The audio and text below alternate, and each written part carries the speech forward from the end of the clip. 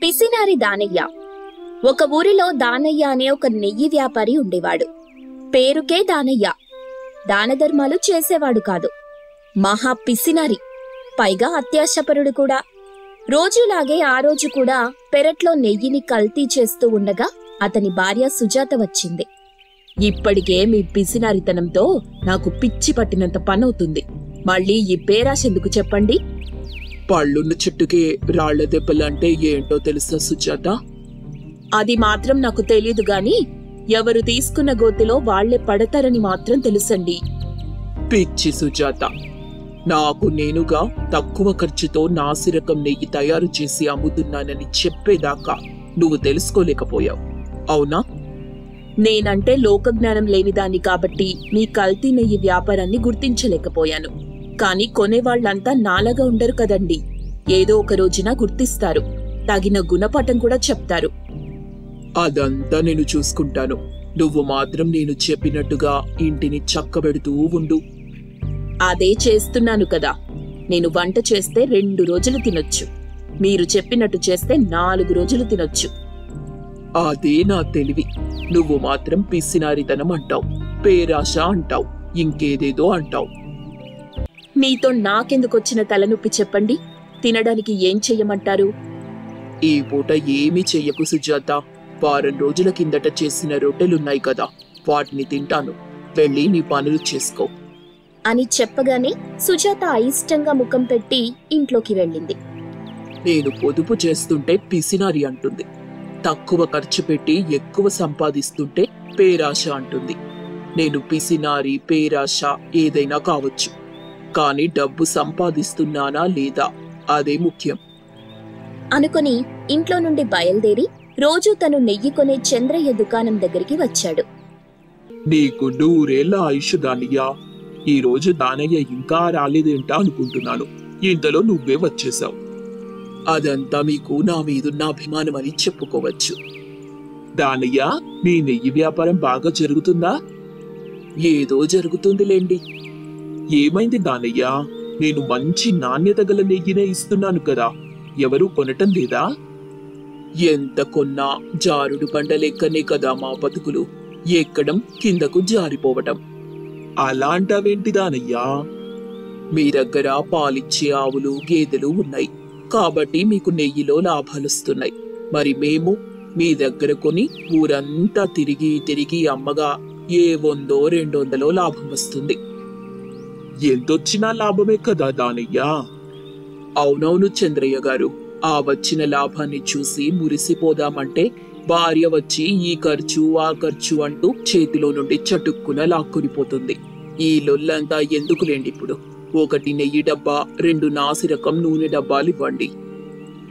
మీ ఊర్లోనే నెయ్యి కంటే నూనె ఎక్కువ అమ్ముడుపోతున్నట్టుంది కదా దానయ్య అని అనగానే దానయ్య తనలో తాను, నా కల్తీ గురించి తెలియలేదు కాబట్టి ఇలా అనుకుంటున్నాడు చంద్రయ్య అనుకుంటూ పైకి మాత్రం, అదేం లేదు చంద్రయ్య గారు, పెళ్లిళ్ళ సీజన్ కదా, ఇప్పుడు పిండి వంటలకు ఈ నూనె వాడతారు, అందుకోసం నూనెను ఎక్కువగా తీసుకుని పోతున్నానంతే అని చెప్పగానే చంద్రయ్య దానయ్య అడిగిన నెయ్యి డబ్బా, నూనె డబ్బాలు ఇస్తాడు. వాటిని దానయ్య తీసుకుని ఇంటికొస్తాడు. అప్పుడు సుజాత గోడ దగ్గర నిలబడి పక్కింటి పిన్నిగారితో మాట్లాడుతూ ఉంది. దానయ్య రొట్టెలు తింటాడు. తర్వాత కల్తీ చేసిన నెయ్యి తీసుకుని అమ్మడానికి వెళ్తుంటే సుజాత వచ్చింది. ఏవండి, ఆగండి, నేను చెప్పేది వినండి. సుజాత, నాకిప్పటికే సమయం దాటిపోతుంది. ఊళ్ళోకి వెళ్లడం ఆలస్యమైందంటే ఊళ్ళోని వాళ్లంతా పనుల్లోకి వెళ్లిపోతారు. ఏదైనా ఉంటే వచ్చాక మాట్లాడుకుందాం. మీతో మాట్లాడేంత సాహసం నేను చెయ్యలేను గాని తినకుండానే నెయ్యి అమ్మడానికి వెళ్తున్నారు. ఊరంతా తిరిగి అలసిపోతారు. ఇంతకు ముందే రొట్టెలు తిన్నాను సుజాత. మీ పిసినారి బుద్ధి తగలయ్యా. అవి బూజు పట్టి ఇనుప కడ్డీల్లాగా గట్టిగా అయ్యాయి. అవెలా తిన్నారు? నేను ఆ రొట్టెలపై ఉన్న బూజును నీళ్లతో మంచిగా కడిగి వేడి నీళ్లలో నానబెట్టుకుని తిన్నాను. నీకోసం కూడా నానబెట్టాను, నువ్వు కూడా తిను, సరేనా? ఛీ, నేనా? అంటూనే సుజాత అక్కడే వాంతులు చేసుకుంది. భార్య వాంతులు చేసుకోవడం చూసి, ఏం చేస్తున్నావు సుజాత? నన్ను పెళ్లి చేసుకుని 25 ఏళ్లయ్యింది. అయినా నీకెలా పొదుపు చేయాలో తెలియటం లేదు. వచ్చే వాంతిని చేత్తో ఆపుకొని అలాగే మింగేస్తే ఒక పూట భోజనం మిగిలేది కదా. అని భర్త దానయ్య అనగానే సుజాత కళ్ళు తిరిగి పడిపోయింది. దానయ్య పట్టించుకోకుండా, నేను కష్టపడి సంపాదిస్తుంటే పొదుపు చేయటం చేత కాదు కాని కడుపులో ఉన్నదంతా కక్కేసింది. కాస్త బుర్రవాడి ఆ వాంతిని కాపాడుకుంటే ఎంత బాగుండేది. ఏంటో నా భార్య నన్ను ఎప్పుడూ అర్థం చేసుకోదు అనుకుంటూ నెయ్యి డబ్బా ఒకటి నెత్తిలో పెట్టుకుని మరొకటి చేతిలో పట్టుకుని ఊళ్ళో తిరుగుతూ, రావాలమ్మా రావాలి, కల్తీ లేని నెయ్యి, ఖరీదు తక్కువైన నెయ్యి రావాలమ్మా, కిలో నెయ్యి 200 మాత్రమే అని అమ్ముతూ వెళ్తున్న దానయ్య మాటలు వింటుంది ఇంట్లో ఉన్న విమల. వెంటనే బయటకొచ్చి, దానయ్యా ఇలా రా అని పిలిచిన విమలని చూసి, ఈరోజు మొదటి గిరాకీ, నా పిసినరితనాన్ని కొంచెంలో కొంచెమైనా చూపించాలి అనుకుంటూ విమల దగ్గరికి వెళ్ళాడు. విమలతో బేరమాడి తనకి కావలసిన నెయ్యిచ్చి డబ్బు తీసుకుని తిరిగి అమ్ముతూ, నెయ్యమ్మా నెయ్యి, ఎంతో రుచికరమైన నెయ్యి రావాలమ్మా రావాలి అలా ముందుకు వెళ్తుంటాడు. అటుగా వెళ్తున్న ఊరి పెద్ద దివాకర్ దానయ్య మాటలకు ఆగి, ఏం దానయ్య, నీ దగ్గర నెయ్యి బాగుంటుందా? నేను చెప్పడం కంటే మీరు కొని తిని చూడండి బాబు, అప్పుడు తెలుస్తుంది. సర్లే దానయ్య, నీ మీద నాకు నమ్మకం ఉంది. మా అమ్మాయి పెళ్ళుంది, మిఠాయిల కోసం ఓ 10 కిలోల నెయ్యి కావాలి అని దివాకర్ చెప్పగానే దానయ్య సంతోషిస్తూ, తప్పకుండా బాబుగారు, ఎప్పుడు కావాలి మీకు? రేపొచ్చేటప్పుడు తీసుకురా, మా ఇల్లు తెలుసు కదా.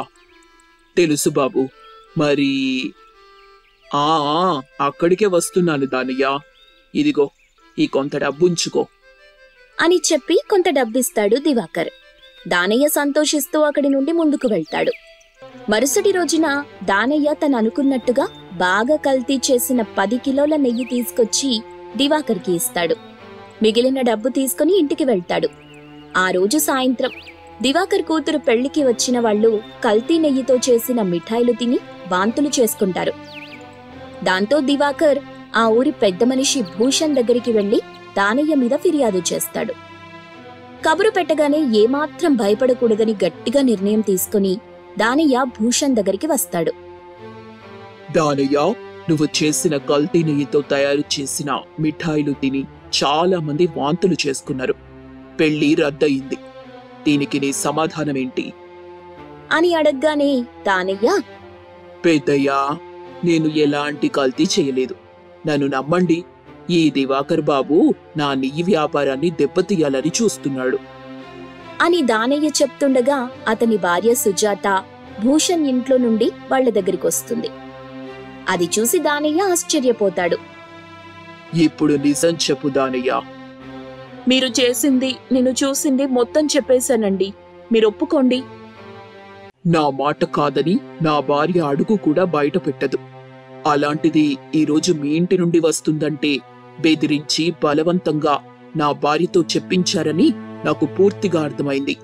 అయినా నేను చెయ్యని తప్పును ఒప్పుకోను అని దానయ్య చెప్పడంతో భూషణ్ ఆలోచించి, సరే దానయ్య, నెయ్యి కల్తీ చేయటం లేదని అంటున్నావు కదా, ఆ నెయ్యి నువ్వు తాగు. నేను తాగను. నువ్వు తయారు చేసిన నెయ్యిలో కల్తీ లేదంటున్నావు కదా, నెయ్యి తాగడానికేమవుతుంది? నెయ్యి తాగుతావా, 100 కొరడా దెబ్బలు తింటావా? కొరడా దెబ్బలే తింటాను అని చెప్పగానే భూషణ్ దగ్గర పనిచేసే వీరయ్య కొరడ తీసుకొచ్చి దెబ్బలు కొడుతుంటాడు. 50 దెబ్బలు తినగానే దానయ్య ఒళ్ళు హూనమైపోతుంది. దెబ్బలు భరించలేకపోతాడు. అప్పుడు, అయ్యా, ఈ దెబ్బలు నేను తినలేను, నెయ్యి తాగుతాను అని చెప్పగానే భూషణ్ అందుకొప్పుకుంటాడు. దానయ్య నెయ్యి కొంచెం తాగి, అయ్యా, ఈ నెయ్యి తాగడం కూడా నా వల్ల కాదు. అయితే దివాకర్కు 1000 వరహాలివ్వాల్సుంటుంది. ఇస్తానయ్యా అని చెప్పి తన భార్యని డబ్బుల కోసం ఇంటికి పంపిస్తాడు. సుజాత ఇంటికి వెళ్లి డబ్బు తీసుకొచ్చి భూషణ్కిస్తుంది. ఇంక వెళ్ళు దానయ్యా అని చెప్పగానే దానయ్య అక్కడి నుండి తన భార్య సుజాతని తీసుకుని ఇంటివైపు బాధగా నడుస్తూ తనలో తాను, పిసినారితనంతో దాచిపెట్టిన డబ్బును అత్యాశకి పోయి నెయ్యిని కల్తీ చేసి మొత్తం పోగొట్టుకున్నాను. ఇటు పిసినారితనం చెయ్యటం, అటు అత్యాశ పడటం సరైనవి కావని బుద్ధొచ్చింది. ఇక నిజాయితీగా బతకటం ఉత్తమం. అని ఇంటికి చేరుకున్నాడు. ఇక అప్పటి నుండి బుద్ధిగా కల్తీ లేని నెయ్యి అమ్ముతూ జీవిస్తూ ఉంటాడు. స్కూల్కి వెళ్లాలని తయారైన 6 ఏళ్ల కూతురు పూజని తీసుకుని ఇంట్లో నుండి బయటికొస్తాడు వీరయ్య. అప్పటికే అరుగు మీద అతని భార్య కమల కూర్చుని జంతికలు తింటూ ఉంటుంది. నాన్న, అమ్మ జంతికలు తింటుంది, నాకొకటివ్వు నాన్నా. మీ అమ్మ తిండిపోతుతనం గురించి నీకు తెలుసు కదా తల్లి. ఒకటి కాదు కదా, సగం ముక్క కూడా ఇవ్వదు. అడిగి అడిగి మనం గొంతు పోవాలి కాని మీ అమ్మ తిండిపోతు మనసు కరగదు. తింటున్న వాటిలో నుండి జంతికను తీసి ఇవ్వదు. బాగా చెప్పారు. ఇంకా బడికి బయలుదేరండి. వెళ్తాం గాని నీకు ఈవేళ జంతికలిచ్చిన ఆ మహాతల్లెవరు? ఈ జంతికలు నాకెవరూ ఇవ్వలేదండి. ఇంట్లో ఉన్న సద్దన్నం తిని బయటకు వచ్చానో లేదో మూట కట్టి ఉన్న సంచి కనిపించింది. తినడానికి ఏదో ఒకటి ఉంటుందని ఆశగా విప్పి చూశాను. అంతే, జంతికలు కనిపించాయి. ఆలస్యం చేయకుండా కడుపులో వేస్తే ఒక మూల అలా పడుంటాయని నువ్వు తినడం మొదలెట్టావు. అంతేనా కమలా? అంతేనండి. నన్ను మీలా ఎవ్వరూ అర్థం చేసుకోరు. అందరికీ నీలాంటి తిండిబోతు భార్య లేదు కదా కమలా. అది కూడా నిజమే కదా అంటూ కమల జంతికలు తింటూ ఉంటుంది. జంతికల్ని చూసి, అమ్మా, నేను నీ ముద్దుల కూతురునని ఎప్పుడూ అంటూ ఉంటావు కదా, ఇప్పుడు నాకొక జంతికివ్వమ్మా. ఇలా చూడు తల్లి, ఎక్కడైనా నువ్వు నా ముద్దుల కూతురువే, కాదనను. కానీ తిండిబోతు విషయంలో మాత్రం కాదు తల్లి. ఆ విషయంలో నువ్వు నన్ను మన్నించాలి. నాకు తినడమే తెలుసు. తింటున్న వాటిలో నుండి తీసివ్వటం అస్సలు తెలీదు. అమ్మా పూజ, నేను నీకు బడి దగ్గర ఉన్న కొట్టులో తినడానికి ఏదైనా కొనిస్తాను, పద. అలాగే నాన్న. ఏమోయ్ తిండిబోతు పెళ్ళామా, ఇంటి వైపు చూస్తూ ఉండు. ఇంట్లో ఏమైనా తినడానికి ఉన్నాయా చెప్పండి, చూస్తాను అని జంతికలు తింటున్న కమల దగ్గరికి ఒక కుక్క వచ్చి అదే పనిగా కమలని చూస్తుంది. నీ అమ్మ కడుపమ్మ ఆడ, మూట కట్టిన సంచిలో మాంసం ముక్క గాని బొక్క గాని ఉంటాయని ఎంతో ఆశతో నేను తెచ్చి పెట్టుకున్నానే. తీరా నువ్వు జంతికలున్నాయని తింటున్నావా? తిను తిను, బాగా తిను, నా దిష్టి తగిలిపోతావు అని అనుకుంటున్న కుక్కని చూస్తూ, నాన్న, ఆ కుక్కని చూడండి, అమ్మని ఎలా చూస్తుందో అనగానే వీరయ్య కుక్కని చూస్తాడు. అప్పుడు వీరయ్యకి అసలు విషయం అర్థమైంది. ఎప్పుడో చేసిన జంతికలు పాడైపోయి ఉంటాయని పక్కింటి శారద పిన్ని అంటుంటే విన్నాను. బహుశా ఇవే కావచ్చు. పాడైన జంతికలు ఇలా సంచిలో పెట్టి బయటపడేయాలని అనుకుంది కావచ్చు. అది చూసి ఈ కుక్క మాంసం ముక్క లేదా బొక్క ఉండొచ్చని తీసుకొచ్చింది. అప్పుడే నువ్వు చూసి జంతికలు తినటం మొదలెట్టావు. తిను కమల, తిను అని వీరయ్య అంటున్న మాటల్ని కమల పట్టించుకోకుండా తింటూ ఉంది. కుక్క మాత్రం వీరయ్యని చూస్తూ, బాగా చెప్పావు వీరయ్య.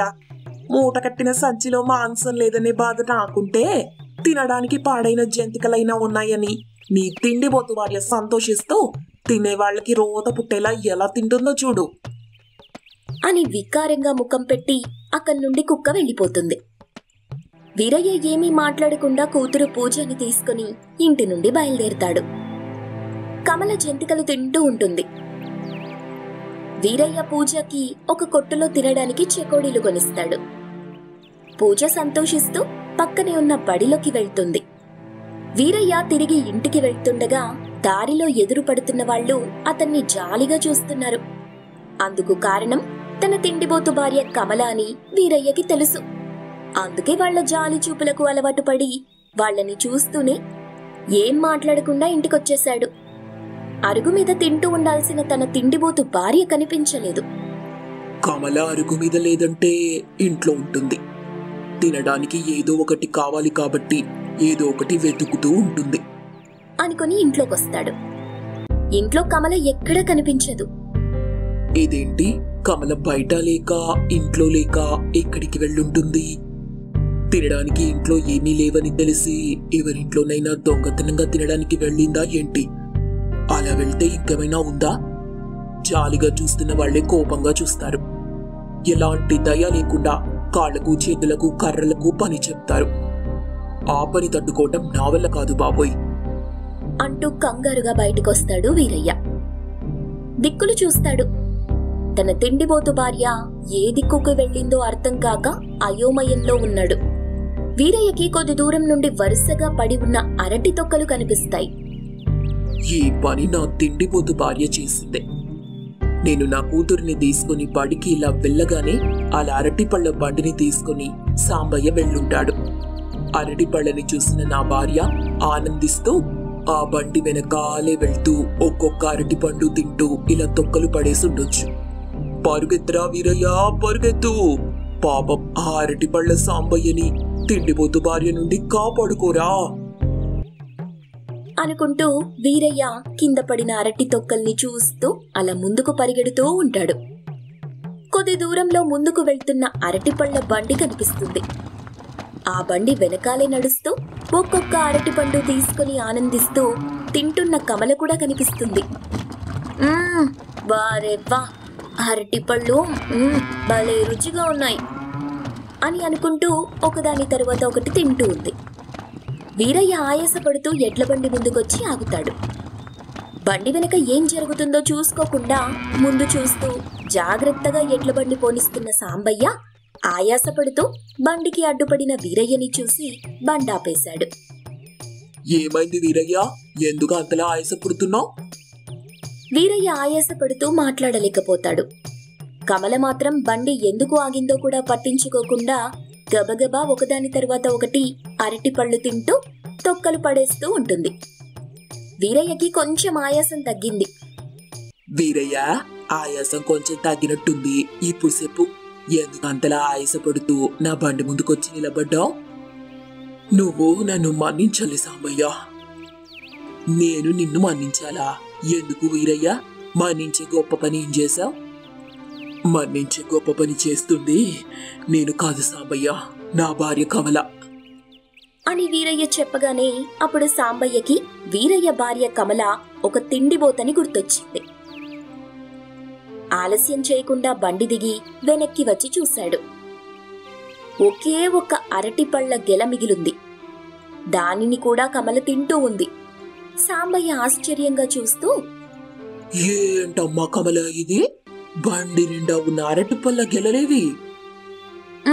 అన్ని తినేశాను సాంబయ్య, ఇదొక్కటి మాత్రం మిగిలింది. అది మాత్రం ఎందుకు తల్లి? దాన్ని కూడా తినేయి.